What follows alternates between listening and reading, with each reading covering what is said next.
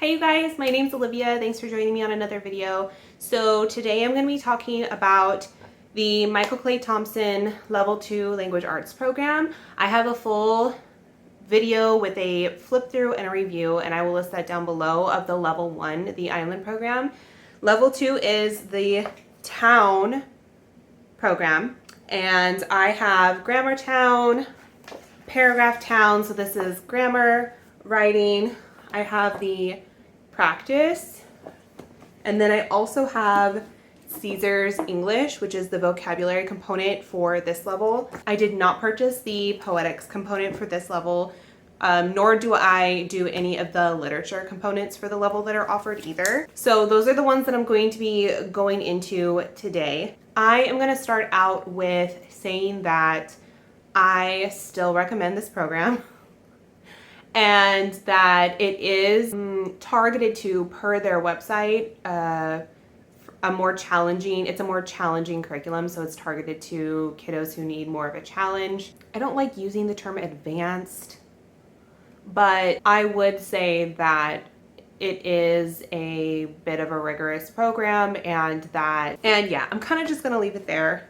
So I'm gonna jump into Grammar Town. So Grammar Town, like I said, is the grammar component. It is laid out in the exact same way as the Grammar Island is from Michael Clay Thompson Level 1. So if you've already done the flip through for that one, I'm not going to do a flip through. This is just going to be a review video. So if you're interested to see how it is laid out, I would check out that video first. Again, for all of them except for the practice options, I only purchased the teacher's guides. So the teacher manuals are the only ones that we work through. I did not purchase the teacher manual and also this student manual.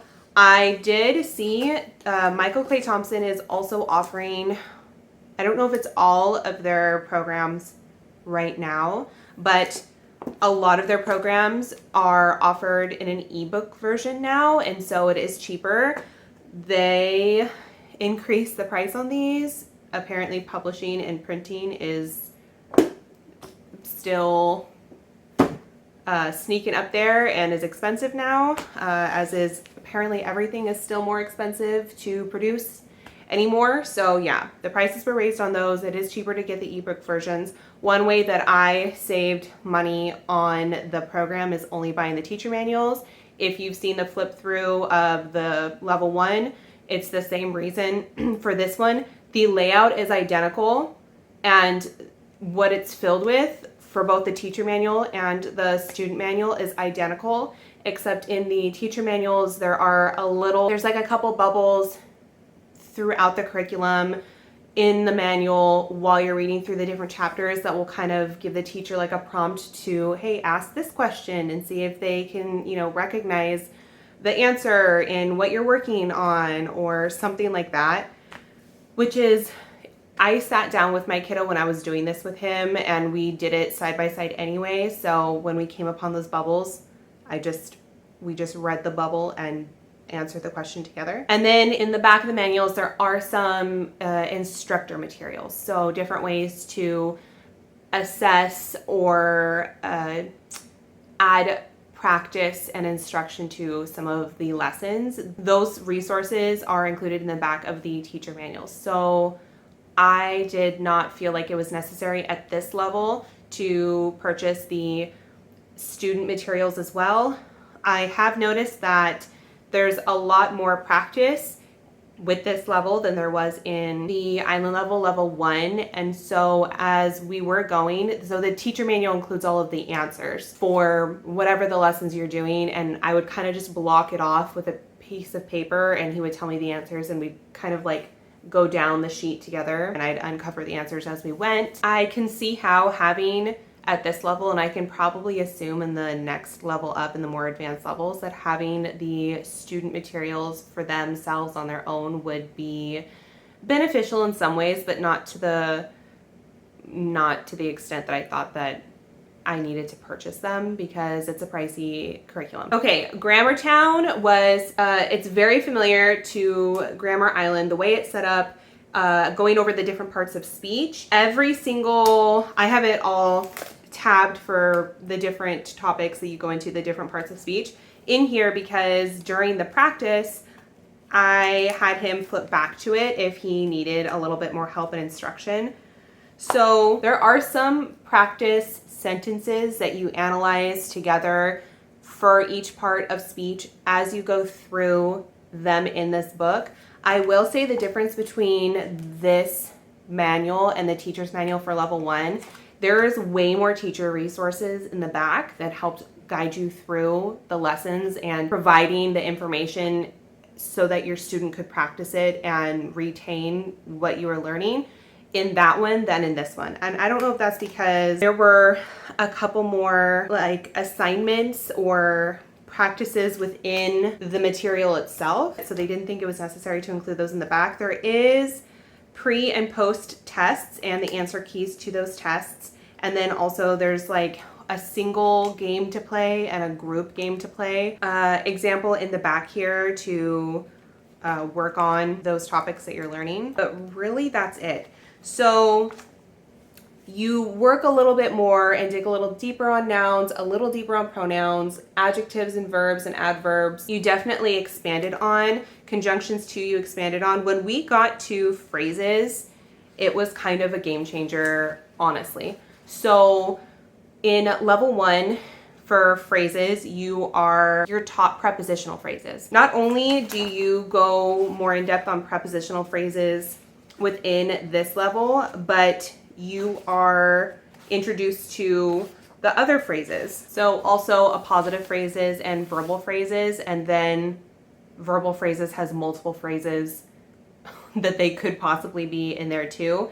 And I feel as if this guide did not give as much instruction into recognizing those phrases within a sentence and being able to identify the differences between them, as well as I feel like it went into so much more of the parts of speech. And that's not just like a little bump, because it does so much for a sentence. And part of using and working with the grammar is going in through the practice sheets, the 4-level analysis of the practice sheets on here. I will give one example of what the analysis look like that you do to practice and, you know, like put actually the work that you learned about the parts of speech into an assignment. So hopefully this is focusing essentially that. So this is the teacher's manual, so you have the answers down here, but the student is provided with a sentence and then they need to fill in all the different parts of speech, the part of the sentence for all of these topics, to analyze and basically break apart this sentence into all of its components. And so being able to recognize them, specifically the verbal phrases, was a lot. So that was, it was more than a speed bump. It was kind of like, I really don't understand this. And as someone who's super well-versed in English in general, language arts, grammar, writing, composition, these sorts of things are strengths of mine. And the way that it was put together in here was not clear. I think that part was lacking, and so then it was on me to go and find other resources to teach that. Now, we did this level 2 in 4th grade. It is suggested that you start in 3rd grade for level 1, 4th grade level 2, 5th grade level 3, etc.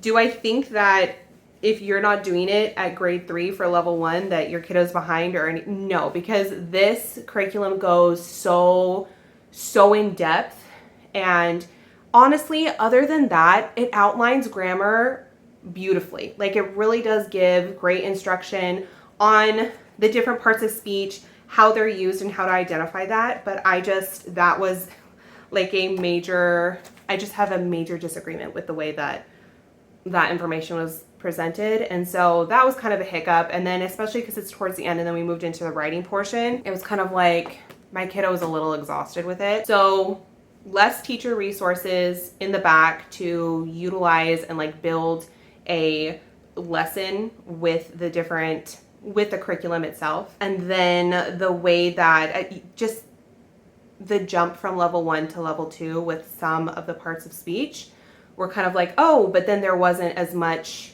instruction and resources to implement the information as there was in level 1. So not just a learning curve for the kiddo with the more information that you are being presented with, but also for you, the home instructor, helping facilitate the instruction of the grammar for your kiddo was different. So it is recommended to do the grammar first before you move on to the writing portion if you're going to do the writing portion. So writing for level 1 was sentence island, and this is paragraph town. So this is composing paragraphs. I am going to say that I was even less thrilled with the writing component than I was for the grammar component, because in all honesty, the grammar component was just fine. One thing that I said in level 1, which was a reason why I enjoyed it so much, the writing portion for that one, was because the approach with this curriculum is different than in other curriculums you come across. It's very conceptual, and it's not as rigid. It doesn't feel as like sterile, I guess. And because it's kind of conversationally given to you and written to you in that sort of way, I feel like you retain it in a different way than you would be retaining like text in a textbook sort of thing, which makes it fun. So the premise of this is the same. In level 1, you follow a fish who comes upon different characters, and these different characters represent different parts of speech and components for putting together I'm sorry, I got distracted by a hummingbird outside my window. A sentence, and composing a sentence, the different parts of sentences, agreement and disagreements with clauses and subject predicate. Yeah. And it was written really humorously. It was just, my kiddo got such a kick out of it and was really consumed with the story and the way it was presented that he retained that information really easily. It's similar here. So you follow a duck, and he finds himself this buddy, and they go through this town, and this other little duck presents him with information and parts of speech and different, not just grammar, but different, what am I trying to say? I guess different components of a paragraph. So having like a main topic and following that topic throughout your whole piece, so it's like a thorough idea and it's clear all the way through of what you're talking about, using language and being imaginative, and presenting an argument. So it's that same narrative way of presenting the information, and it's not that that part didn't hit, but applying it in the lessons, like to actual writing, I don't know how well that part landed. Okay, I will say the teacher resources for actually implementing the lessons it's a lot more thorough in this book. So the whole second half is, well, I guess second fourth of the book, the last fourth of the book are the lessons, and it gives you a chapter summary for each one of the chapters and the topic that you go through, the key concepts that they are trying to get you to understand for each one of the chapters, a suggested approach, which is really nice because, again, in level 1, there wasn't really the layout for a lesson to teach the lesson. And it does have one for you in here. It has supplemental content. So, hey, if you bring in this part of speech or this topic or something, it'll tie in nicely to here. And then there's like it says there's an open-ended Socratic discussion question suggested by the content for you to talk to your kiddo about that topic. There's a 4-level analysis that you go over, and then they call them labs. So this part is your kiddo taking what they learned and putting it into writing of their own. It starts out pretty slow, and it was decent, but as you move on to the different parts, and I think there's 20 lessons, it just got, the instruction just was not as clear. The instruction was not as clear of what it is, like how to take what you read and learned in that lesson and then apply it to your own writing. It's not clear. And for a topic like writing, I think that there's a really small percentage of children who just intrinsically align with the rules and applying rules to writing that you will then be graded on, or writing that has to stand up to research and analysis and editing. I don't think that part, like the rules of writing, come super naturally to kiddos. And so having a really clear outline of expectations, and then so you can apply what it is you learned to each one of those concepts, I think is what makes or break a writing curriculum. I would not say that I could not give anybody a recommendation to use this as a writing curriculum. I would say that this is a fun and interesting writing supplementation, but the paragraph one especially, and I can only imagine essay in level 3, it's just not there for me as far as teaching my kiddo the expectations of putting these things together. It's very conceptual. It's like, here's the idea, here's the main key concept, and here's a model of what I want you to do. Like, here's an example from literature, or here's an example that Michael Clay Thompson wrote, or whatever. Do you see how those little components were found and used in this? Now you do it. And it's kind of like, okay, this is recommended for 4th graders, this level, like starting in 3rd grade, and then you go to 4th grade for level 2. So 4th graders are, my kiddo's a 5th grader now. He was 10 and turned 11. So 9 turning 10. It is asking a lot. I know it's recommended as a challenging program, right? But still, I found that part really lacking. It was really lacking for me. The examples are great. Here's an example. After reading and learning about something interesting, write some paragraphs that are filled with special words imported from the content. Here are 3 paragraphs, and it models an example here for you. Excerpted from an article I wrote about the Hunley, a Confederate submarine built during the Civil War. Note the density of specific details and content words.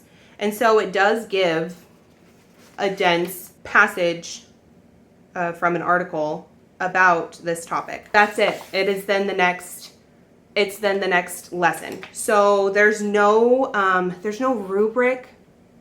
So you as a parent are going to need to also be well versed in writing and what to expect out of a piece of writing, or these specific pieces of writing that they're asking you to do. So they're asking these kiddos to write a couple paragraphs on something interesting, and then make sure there's special words imported from the content of whatever you research and are then writing on.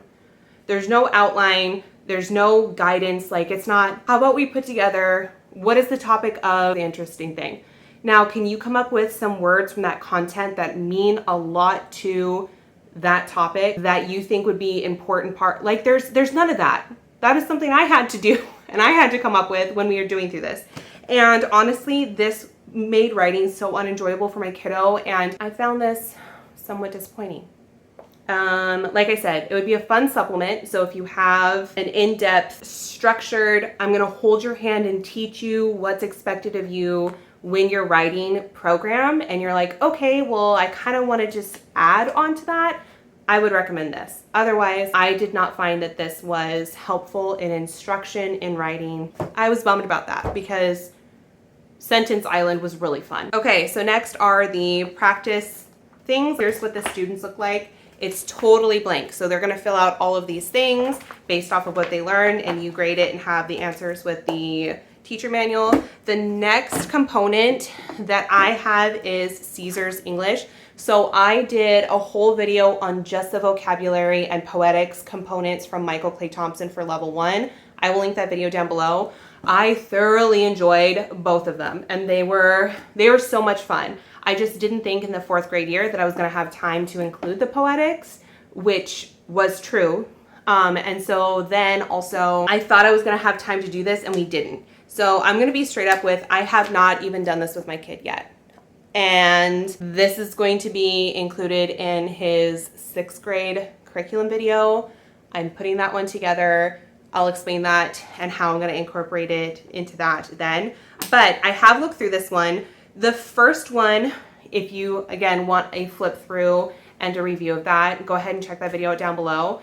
The way that Michael Clay Thompson teaches vocabulary with his curriculums it's from basically it's entomology using Latin and Greek stems. So you're going to learn the root of different pieces of words. So you're going to take prefixes and suffixes, and you're going to learn what those pieces of the word stem from, what the meaning of them are. So that way, when you are introduced to a new word, you're able to break the word apart and you know what it means. So I will say this is the way that I was taught vocabulary in a large way.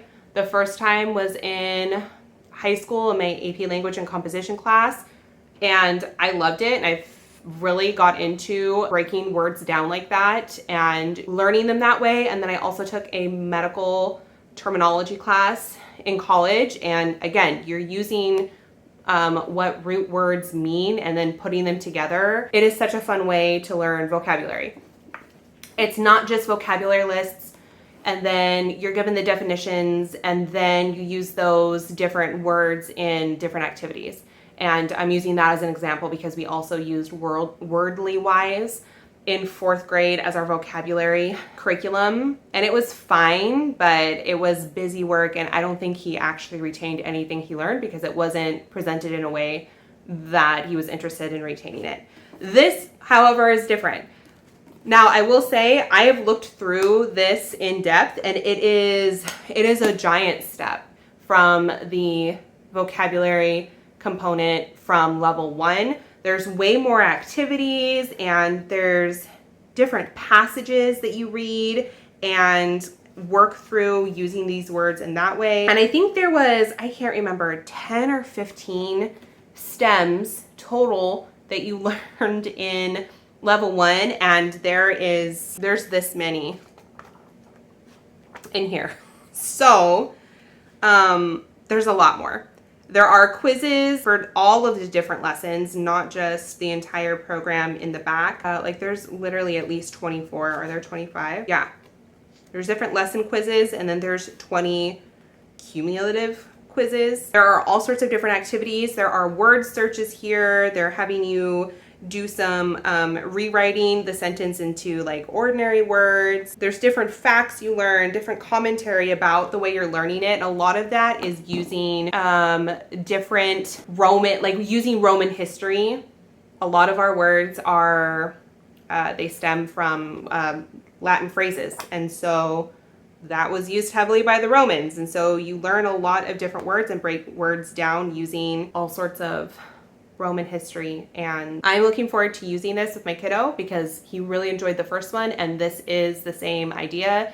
But again, a giant step from level 1 to level 2. Okay, overall, this is a super in-depth, rigorous, challenging, and fun way of approaching language arts.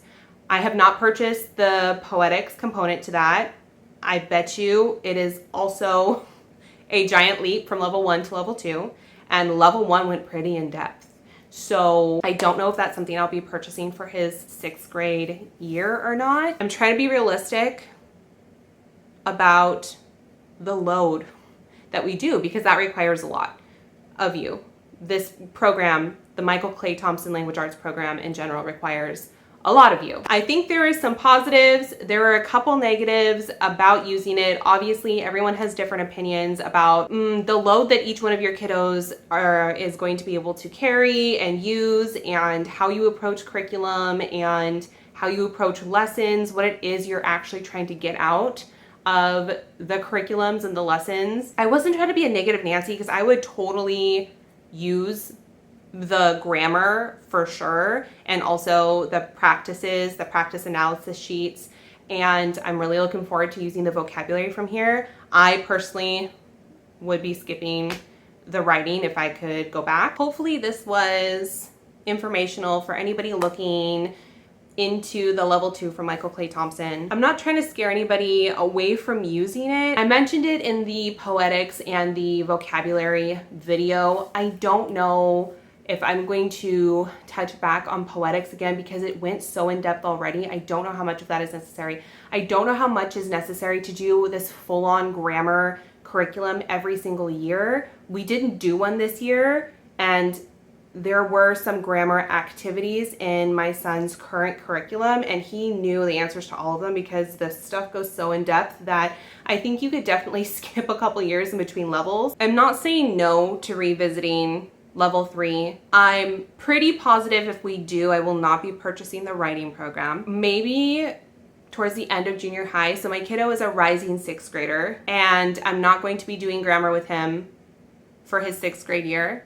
And I'm not going to be probably doing grammar with him his 7th grade year, but I can see revisiting it in 8th grade so he can get a pretty good review before heading into high school and all that high school asks of him. I will continue to update you as I use the Caesar's English, the vocabulary, and if I do revisit the Poetics program again, and let you guys know my thoughts on those at that time. If you guys have any questions or comments about level 2, about Michael Clay Thompson's program, I'd be happy to chat with you guys about those in the comments down below. If there's any details I didn't touch on in here and you want clarification on or what have you, please feel free to chat about that down below too, and I will get back to you then. Thank you guys so much for watching, and I will see you guys next time.